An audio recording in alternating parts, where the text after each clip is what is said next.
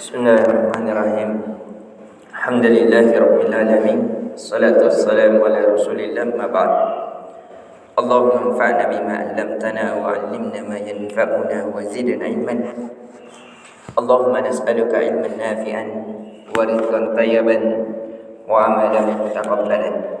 Assalamualaikum warahmatullahi wabarakatuh. Alhamdulillah, di pertemuan sebelumnya kita telah membahas seperti keluarnya di antara dua lubang, entah itu lubang yang depan maupun lubang yang belakang, seperti buang air kecil, buang air besar, keluarnya darah haid, keluarnya mani padanya. Itu ada yang dibatalkan dengan cara berwudu dan caranya mandi kalau hadasnya hadas besar. Di pembahasan kali ini kita akan membahas hal-hal yang terjadi perbedaan pendapat di kalangan para ulama, apakah itu membatalkan wudu atau tidak membatalkan wudu. Yang pertama, ar-ru'af atau juga bisa dibaca ar-ri'af.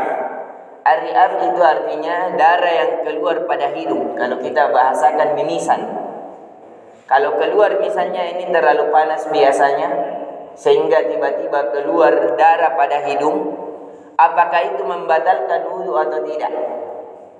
Termasuk juga al-qai. Al-qai ini artinya muntah.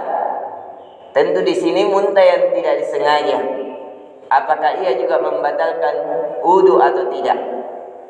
Terjadi perbedaan pendapat di kalangan para ulama, sebagaimana juga ini dinukil oleh Ibnu Rushd di dalam kitabnya Bidayatul Mujtahid.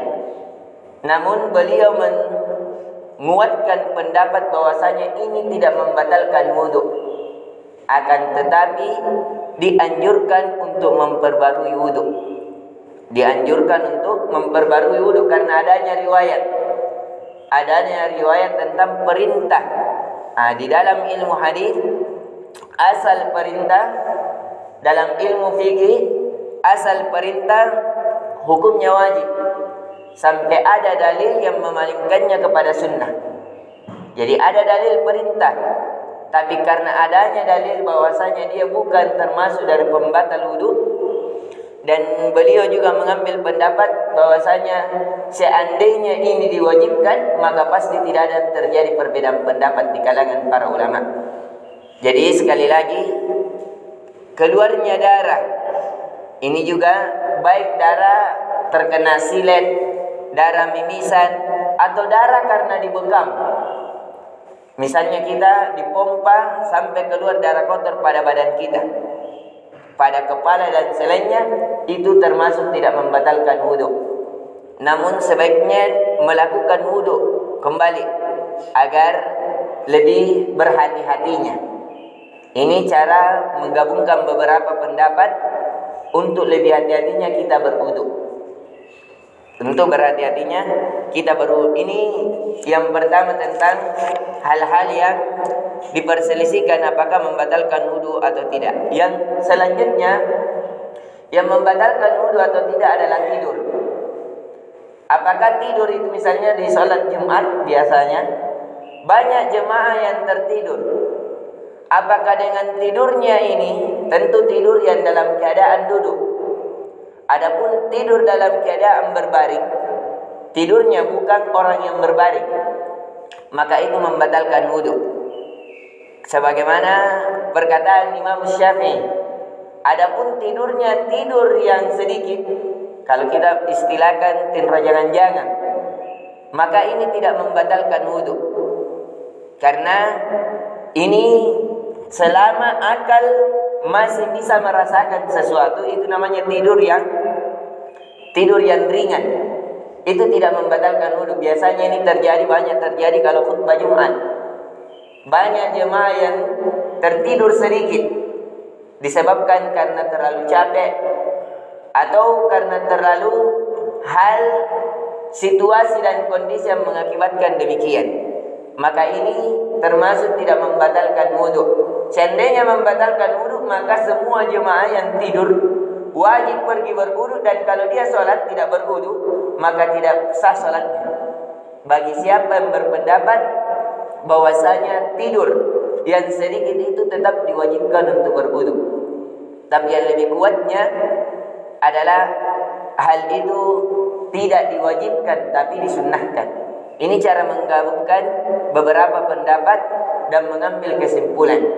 Jadi sekali lagi bahwasanya tidur yang sedikit itu tidak membatalkan wudu, adapun tidur yang banyak itu membatalkan wudu.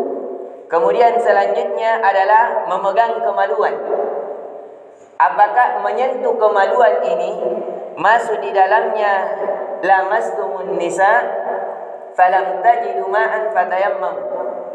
Apakah menyentuh kemaluan ini termasuk membatalkan wudu atau tidak? Ini terjadi perbedaan pendapat di kalangan para ulama. Kalau dalam mazhab Hanbaliyah, menyentuh entah batin dalam tangan atau luar tangan, zahirnya tangan, itu membatalkan wudu. Tapi dalam mazhab Syafi'iyah ada beberapa pendapat.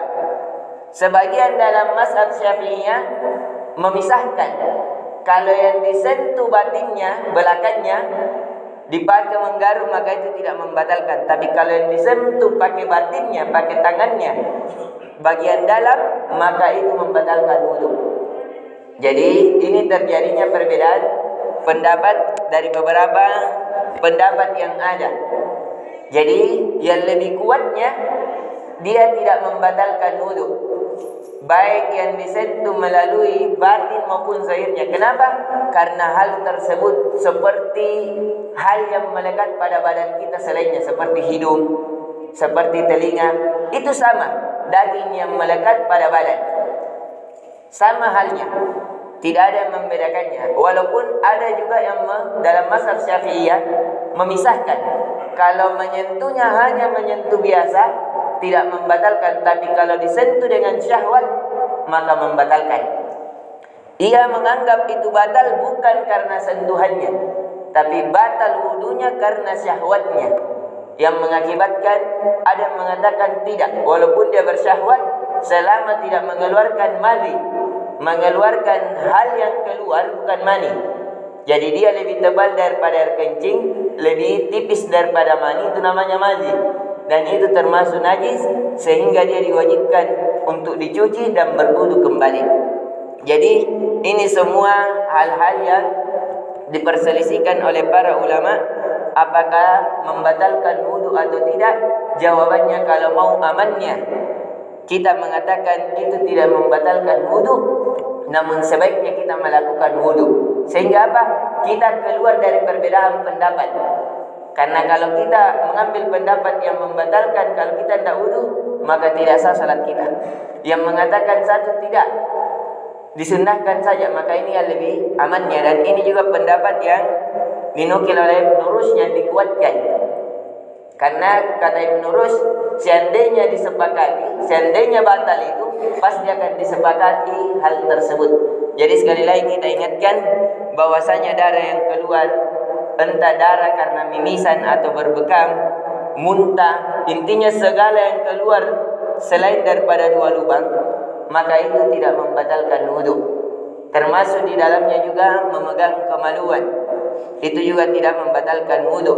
Karena yang dimaksud dalam ayat aula mastumun nisa falam tajidu ma'an fatayammamu, dijelaskan dalam buku-buku tafsir, itu dimaksudkan adalah berhubungan badan. Itu yang dimaksudkan adalah berhubungan badan. Dan kalau kita tidak dapat air, maka dianjurkan untuk bertayammum. Dan ini kita sudah jelaskan tentang tata cara bertayammum dan tata cara wudu. Jadi hal tersebut yang kita jelaskan tentang terjadinya perbedaan pendapat apakah batal wudu atau tidak, maka lebih amannya kita berwudu kembali ketika terjadi hal tersebut untuk mengambil kehati-hatian, dan itu lebih amannya. Semoga bermanfaat. Lebih dan kurangnya mohon dimaafkan. Subhanakallahumma bihamdik, asyhadu an la ilaha illa anta, astaghfiruka wa atubu ilaik. Assalamualaikum warahmatullahi wabarakatuh.